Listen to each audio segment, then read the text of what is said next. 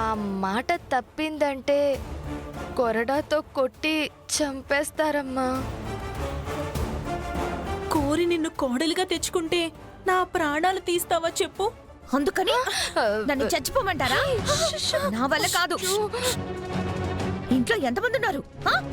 అందరికీ వండి వార్చి బామ్మ కాళ్ళు పట్టి, పెద్దనాన్న పెద్దమ్మ దగ్గర కాకా పట్టి, బాబాయ్ పిన్నులకు సేవలు చేసేసి, రామలక్ష్మి అడిగింది చేసేసి, ఇటు మీ కాళ్ళు పట్టి మీకు తలు పట్టి ఇంతమందికి సేవలు చేయాలంటే నేను పోతాను.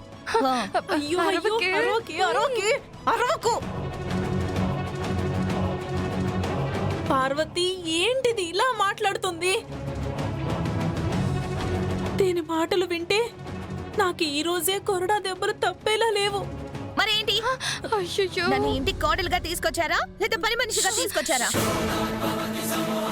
ఇంటింత గుంపుకి సేవలు చేస్తే మనిషి అనేది ఎవరితో బ్రతుకుతుందా? అమ్మ చారు, నేను మాటిచ్చానమ్మా. ఎలా ఇస్తారు? నువ్వు చేస్తావని మాటిచ్చావా? నేను చేస్తానని మాటిచ్చారా? మీదేం పోయింది? మాటే కదా అని ఇచ్చేశారు. అది కాదమ్మా, నా మాట నిలబడలేదు అంటే నాకు మా అన్నయ్య చేతిలో కొరడా దెబ్బలే కాదు, నన్ను ఇంట్లోంచి బయటికి తోసేస్తారే.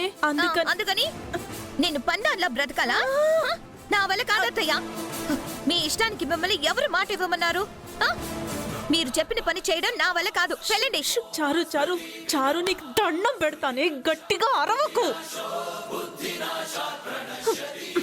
సరే, నీ ఇష్టం వచ్చినట్టుండు.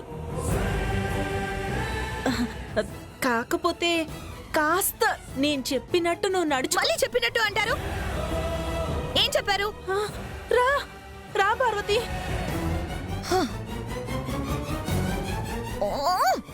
మూడంతా చెడగొట్టారు.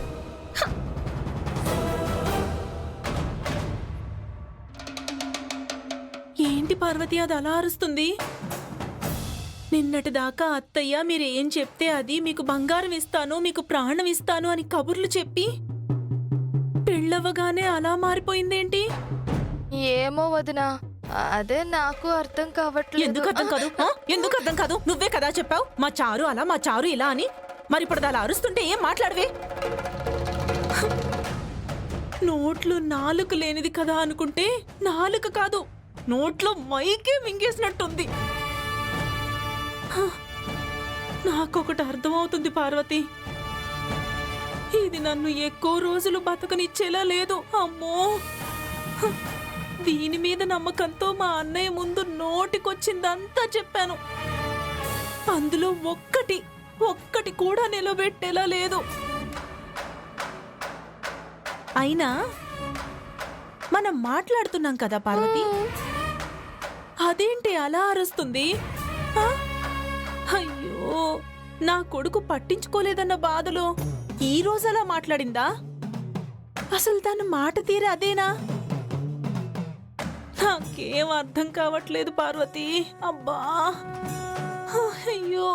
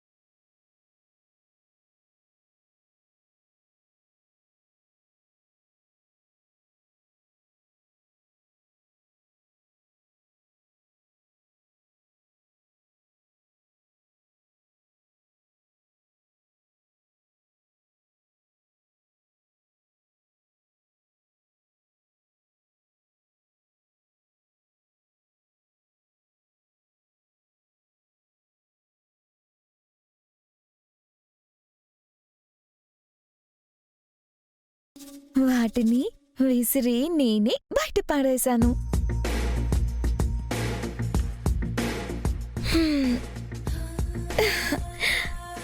బావా, మంచం చూడు. మనిద్దరం మైమరిచిపోవాలని ఎంత కోరుకుంటుందో. అందుకే కాసేపు అలా వచ్చి కూర్చుంటే కబుర్లు చెప్పుకుందాం. మాటలే కదా మనుషుల్ని కలిపేది. బావా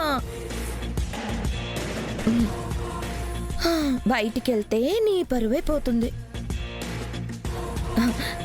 బయటకెళ్ళగానే పెద్దవాళ్ళు చూసారంటే బయటున్నావేంటి అని అంటారు. అప్పుడు నువ్వు కారణం చెప్పాలి. పెద్ద నాన్న తిడతాడు. అప్పుడైనా నువ్వు లోపలికి రావాల్సిందే. ఎందుకు బావా, నేను దగ్గర కావాలి అనుకుంటే నువ్వు దూరంగా వెళ్ళిపోతావు. నిన్న అంత తిట్టావు, ఈరోజు నెట్టావు. పట్టించుకున్నానా? ఎందుకు? నీ భార్యని కాబట్టి, నిన్ను అర్థం చేసుకున్నాను కాబట్టి. నువ్వే నన్ను, నా ప్రేమని అర్థం చేసుకోవట్లేదు. బావా, నువ్వు అసలు నన్ను వద్దడానికే వీల్లేదు. ఎందుకంటే తాళి కట్టి మరి నీ జీవితంలోకి నన్ను తీసుకున్నావు. ఇద్దరి అదృష్టాల మధ్య పోటీ జరిగితే నా అదృష్టం గెలిచింది. నన్ను నీ భార్యని చేసింది. ఎవరి గురించో ఆలోచిస్తూ నీ జీవితంలో సంతోషం లేకుండా చేసుకుంటూ నాకు సంతోషం లేకుండా చేస్తున్నావు. రా బావా. బావా చూడు, మనం భార్యాభర్తలం అయిపోయాం. ఈ రోజు నువ్వు దూరంగా ఉండొచ్చు, రేపు, ఎల్లుండి, లేదా ఓ వారం తర్వాత, నెల తర్వాత, పోనీ సంవత్సరం తర్వాత అయినా నాతోనే నీ జీవితం అని సర్దుకుపోవాల్సిందే. నీ మనసు మార్చుకొని నన్ను ప్రేమగా చూసుకోవాల్సిందే.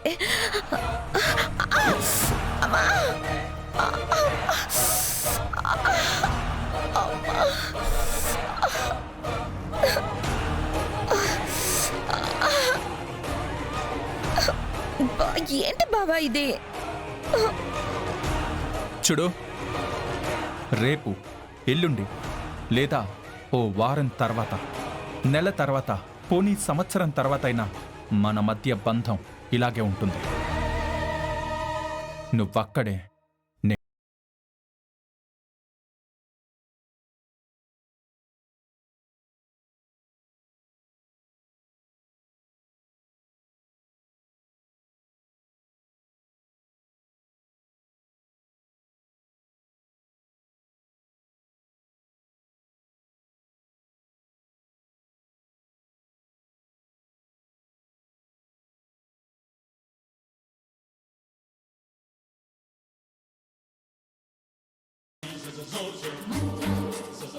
నువ్వు చెప్పింది విన్నాక బుర్రసలు ఏమీ పనిచేయట్లేదు.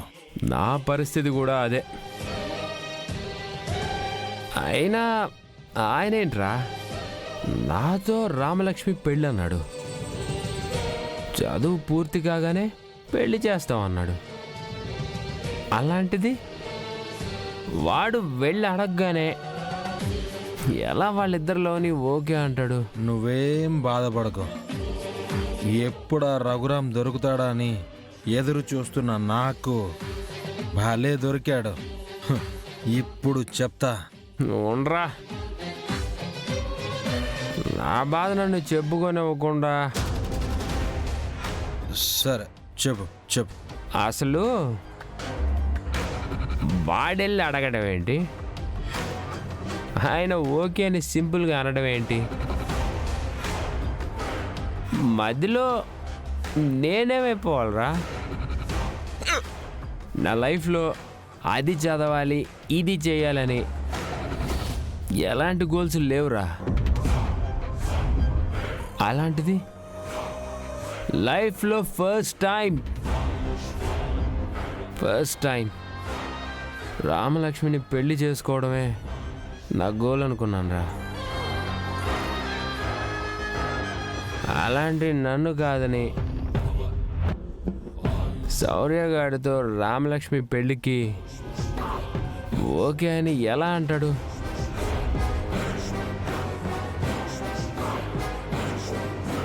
బాటిల్ పగిలినట్టుగా నా గుండె టపీమని పగిలిపోయిందిరా. ఈ విషయం ఊరికే వదిలిపెట్టకూడదు ప్రశాంత్. మ్మ్హ్మ్. వదిలిపెట్టను. నీ దాకా ఎందుకో రేపే పంచాయతీ పెట్టించి ఆ రఘురామ్ సంగతి ఏంటో తేల్చుకుంటాను. అందరికీ నీతులు చెప్పే ఈ పెద్ద మనిషి ఒకరితో సంబంధం ఖాయం చేసుకుని మరొకరితో పెళ్లి చేస్తున్నాడని ఊరందరి ముందు పరువు తీసేస్తాను. అప్పుడు కానీ అంత సర్వనాశనం అవ్వదు. ఫ్రెండు కదా అని చెప్పుకుంటే సాయం చేస్తావు అనుకుంటే నువ్వు ద్రోహం చేస్తావేంట్రా? నేనేం చేశాను? ఇంకేం చేయాలి? పంచాయతీలో పెట్టడం, పంచాయతీలో అందరి ముందు పరువు తీయడం నాకు తెలీదా? ఆ, అంత కష్టం నీకెందుకులే అని. పర్లేదు, ఎంత కష్టమైనా నా రామలక్ష్మి కోసం నేను పడతాను. నేరుగా వెళ్ళి అందరి ముందు, హలో రఘురామయ్య, ఏంటిది, వాట్ ఈస్ దిస్? నాతో పెళ్ళి అన్నావు, ఇంటికి కాబోయే అల్లుడు అంటూ మర్యాదలు చేసావు. అలాంటిది ఇప్పుడు నన్ను కాదని ఆ శౌర్యగాడితో రామలక్ష్మి పెళ్ళంటే ఎలా ఓకే అంటావు? అందరి ముందు పరువు తీస్తాను. అదే కదా ప్రశాంత్, నేను కూడా చేస్తానని చెప్పింది. నువ్వు చెప్పింది పంచాయతీలో, నేను చెప్పేది వాళ్ళ ఇంట్లో. పంచాయతీలో ఊరందరి ముందు మాట్లాడితే విషయం ఓపెన్ అయిపోతుందని రామలక్ష్మిని నాకు ఇవ్వనని డిసైడ్ చేసేస్తాడు. అవునా కాదా? అవునా కాదా?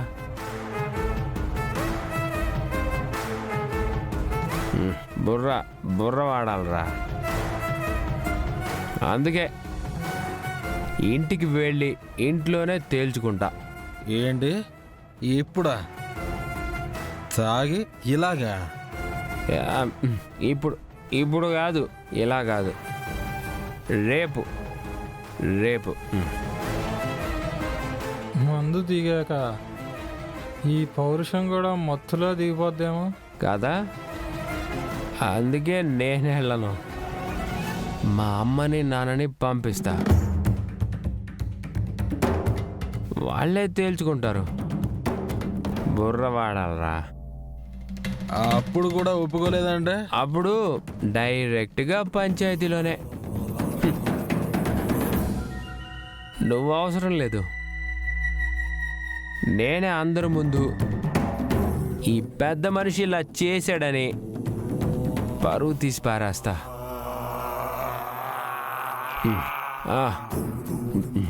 ఈ మత్తు దిగక ముందే మా అమ్మ నాన్నతో విషయం మాట్లాడేయాలి.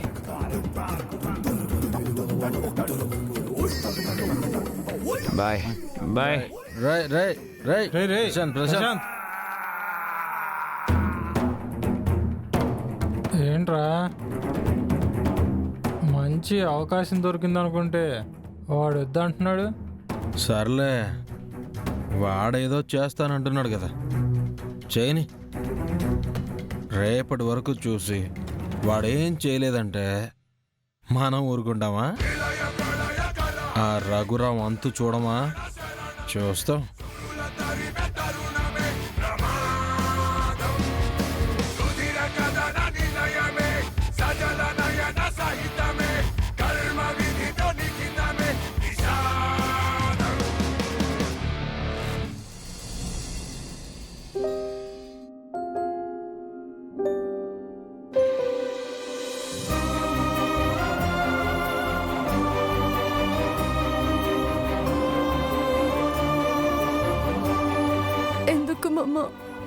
ఎందుకు త్వరగా వెళ్ళిపోయావు?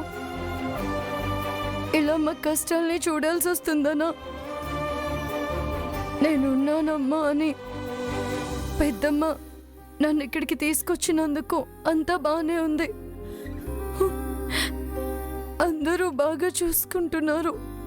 కానీ ఇష్టమైన వాళ్ళు దూరం కావడం నీతోనే మొదలైంది.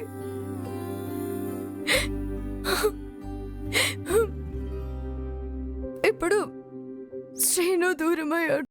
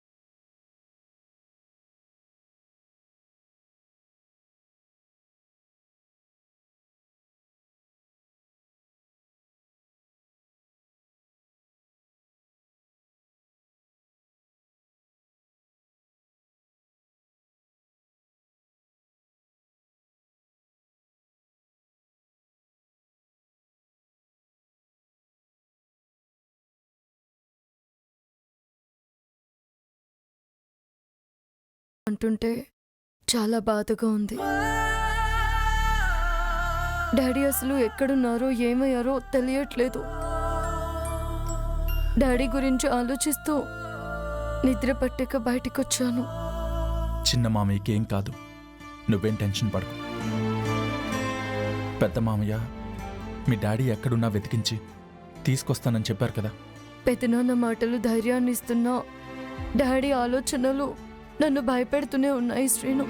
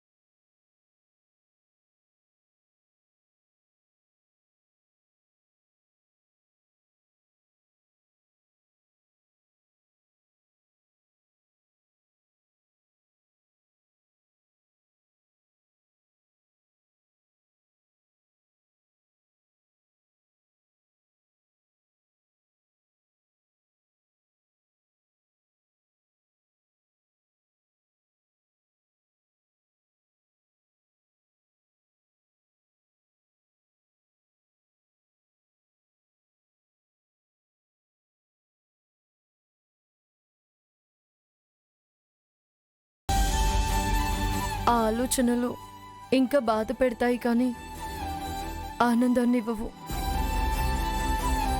కొన్ని జ్ఞాపకాలని నిద్ర లేపకూడదు. అవి మనల్ని ఇబ్బంది పెట్టడం తప్ప చేసేది ఏమీ ఉండదు. నువ్వు మర్చిపోగలుగుతున్నావా? ప్రయత్నం చేస్తున్నాను. కుదరట్లేదు కదా. అలా అని ప్రయత్నం చేయకుండా ఉండకూడదు కదా. కొత్త జ్ఞాపకాలకి చోటిస్తే పాత జ్ఞాపకాలు అవే పక్కకెళ్ళిపోతాయి. కొన్ని జ్ఞాపకాలు మధ్యలో వచ్చిన మనతోనే ఉంటాయి. మనం పోయాకే పోతాయి. మనసుకి ఆనందాన్ని ఇచ్చేవన్నీ అంతేనేమో దూరంగానే ఉంటాయి. చిన్నప్పుడు అన్నం తినిపిస్తూ అమ్మ చూపించిన చందమామ నాలా ఉండదు అని, మనిషికి మనశ్శాంతినిచ్చే నిర్మలమైన ఆకాశం, మనసుకి నచ్చిన అమ్మాయి.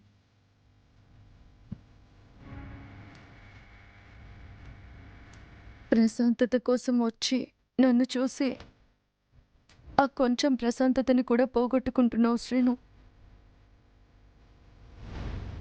నేను వెళ్తున్నాను. ఆద్య, కాసేపు కళ్ళెదురుగా ఉండొచ్చు కదా, ప్రశాంతంగా ఉంటుంది.